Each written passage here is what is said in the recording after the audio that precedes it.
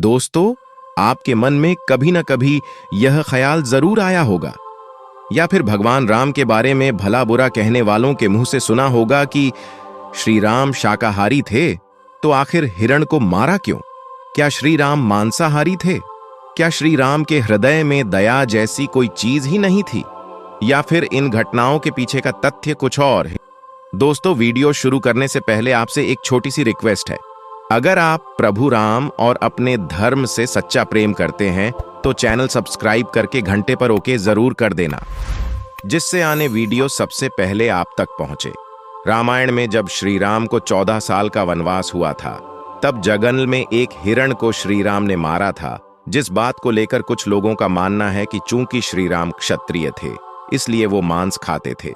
कुछ का कहना है कि माता सीता श्री राम के लिए वन में हिरण की चमड़ी से बने वस्त्र बनाना चाहती थी।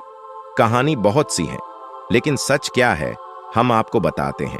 श्री राम एक सन्यासी और वनवासी हो चुके थे।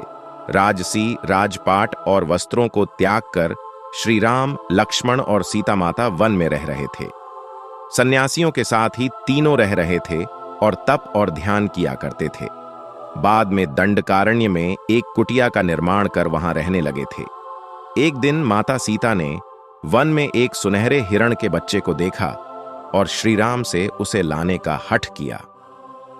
हालांकि श्री राम ने एक छोटे हिरण के बच्चे को उसकी मां से अलग करने को गलत कहा, लेकिन सीता माता ने कहा कि जब तक हिरण के बच्चे की मां नहीं मिल जाती, तब तक मैं उसकी देखरेख कर लूंगी।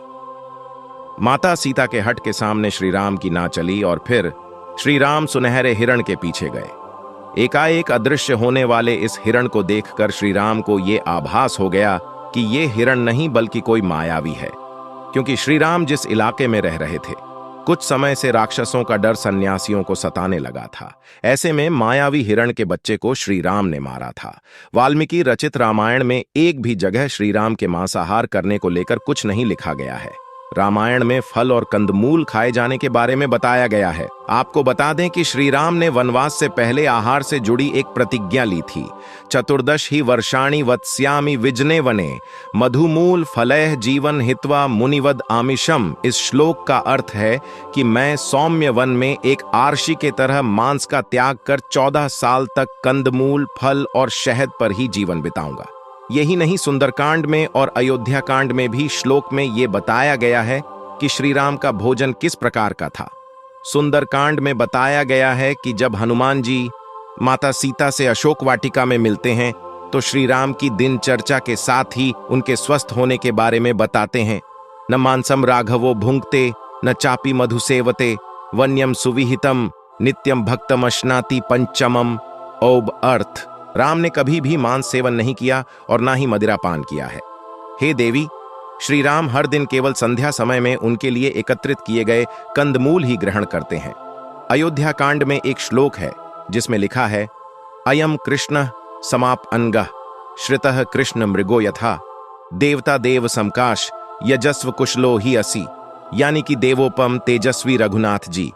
मैं आपको बताना चाहता हूं कि जो काले छिलके वाला गजकंद बिगड़ा हुआ है, उसको ठीक करके पका दिया गया। सबसे पहले आप प्रवीणता से देवताओं का स्मरण कीजिए, क्योंकि उसमें आप अत्यंत कुशल हैं।